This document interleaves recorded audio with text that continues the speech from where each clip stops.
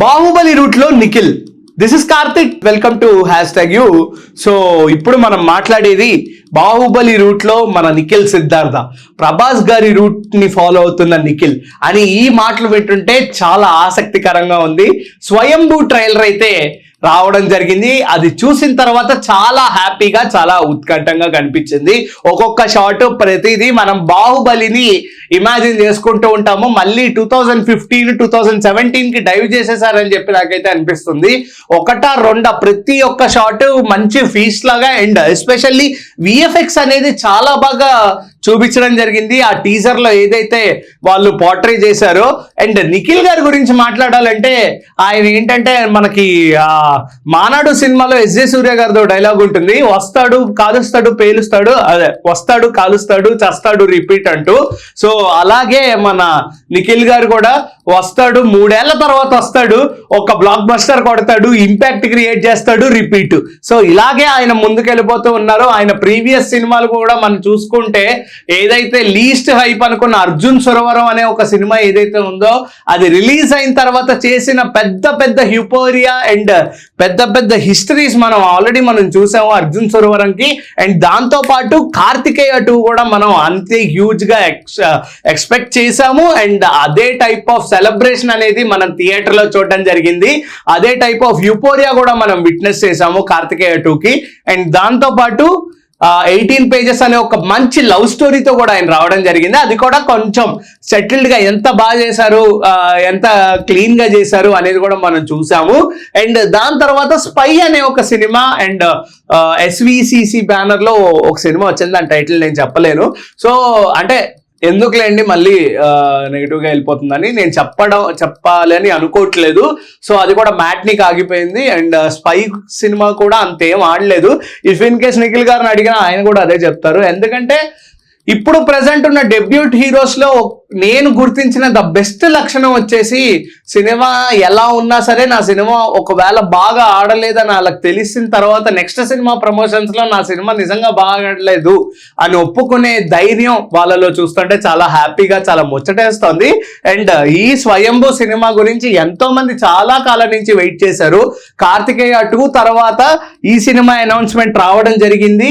And ఈ cinema announcement చూసిన తర్వాత ప్రతి ఒక్కళ్ళు కార్తికేయ అనే ఒక మైల్ స్టోన్ క్రియేట్ చేసిందంటే ఈ సినిమా ఇంకొక పెద్ద మైల్ స్టోన్ అవుతుంది అనడంలో ఎటువంటి అతిశయోక్తి లేదని చెప్పి చాలా మంది నిఖిల్ గారి అభిమానులు లేకపోతే సినిమా అడ్మైరర్స్, TFI అడ్మైరర్స్ ఎవరైతే ఉన్నారో వాళ్ళు చాలా హ్యాపీగా ఫీల్ అయ్యారు.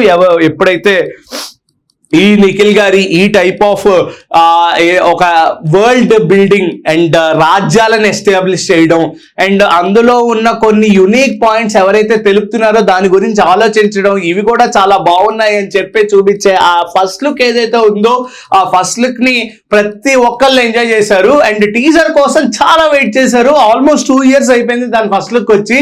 అండ్ ఎప్పుడెప్పుడు వస్తుందా టీజర్ అనే ప్రతి ఒక్కళ్ళ క్వశ్చన్ మార్క్ ని నిన్న వచ్చిన టీజర్ ప్రతి ఒక్కరిని కదిపేసింది. 3Dలో PCX లో ఆ టీజర్ చూస్తుంటే ఒక్కటే ఒక మాట అనాలనిపించింది, అబ్సల్యూట్ సినిమా ఆఫ్ నిఖిల్ గారు అగైన్ అనేది గుర్తుపెట్టుకోండి. ఎందుకంటే కార్తికేయ 2, అర్జున్ సరోవరం ఇటువంటి కంటెంట్ ఉన్న సినిమాలు తీసే నిఖిల్ గారి దగ్గర నుంచి మనం అగైన్ అనుకుంటే ఇంకెలా ఉంటాం.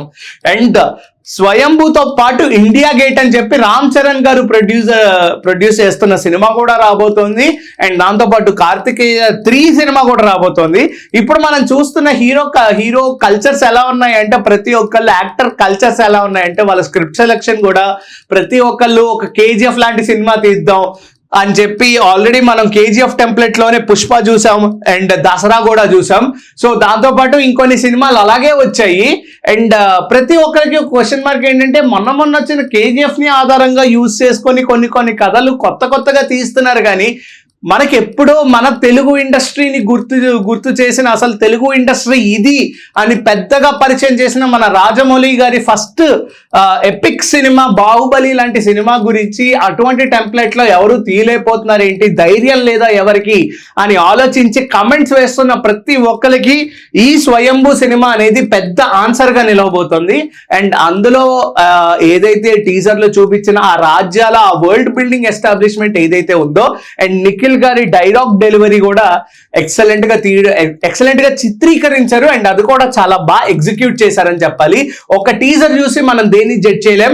ఇఫ్ ఇన్ కేస్ సినిమా చూసిన తర్వాత మనం కంప్లీట్ గా మాట్లాడాలి అండ్ ట్రైలర్ చూసిన తర్వాత ముందు అప్డేట్స్ సాంగ్స్ చూసిన తర్వాత ఒక జడ్జిమెంట్ కి అయితే రావాలి. సో ఇప్పటి వరకు టీజర్ లో మనకు చూపించిన ప్రతిదీ మన అమరేంద్ర బాహుబలిని రిప్రజెంట్ చేసేలా ఉండడంలో ఎటువంటి అతిశయోక్తి లేదు. ఎందుకంటే ఒక ట్రెండ్ ఫాలో అయ్యి ఒక ట్రెండ్ ని ముందుకు తీసుకెళ్తున్న నిఖిల్ గారికి ఒక బిగ్గెస్ట్ ఇన్స్పిరేషనే ప్రభాస్ గారు. సో ప్రభాస్ గారి ఫ్యాన్స్ అన్నా, ప్రభాస్ గారి సినిమాలన్నా నిఖిల్ గారికి పెద్ద పిచ్చి అని చెప్పుకోవచ్చు. ఎందుకంటే ఆయన ట్విట్టర్ యూజర్ ఎక్స్ ప్లాట్ఫామ్ ద్వారా ప్రభాస్ గారి ఫ్యానిజం ఏదైతే నిఖిల్ గారికి ఉందో అదంతా కంప్లీట్ గా బయట పెట్టడం అయితే ప్రతి ట్వీట్ లో మనం చూస్తూనే ఉన్నాము. అండ్ ఆ ట్రెండ్ సెట్టర్ క్రియేట్ చేసిన ఒక బిగ్గెస్ట్ అచీవ్మెంట్ అనేది ఇప్పుడు ఈయన అటువంటి టెంప్లెట్ లో సినిమా తీస్తున్నారంటే ఇది ఇంకొక పెద్ద మైల్ స్టోన్ గా మారబోతుంది అనడంలో ఎటువంటి అతిశయోక్తి లేదు. And that's all for today. మీకు ఎలా అనిపించింది స్వయంభూ ట్రైలర్ టీజర్ అనేది ఖచ్చితంగా కింద అయితే కమెంట్ చేయండి. Until then keep watching #you. This is Karthik signing of.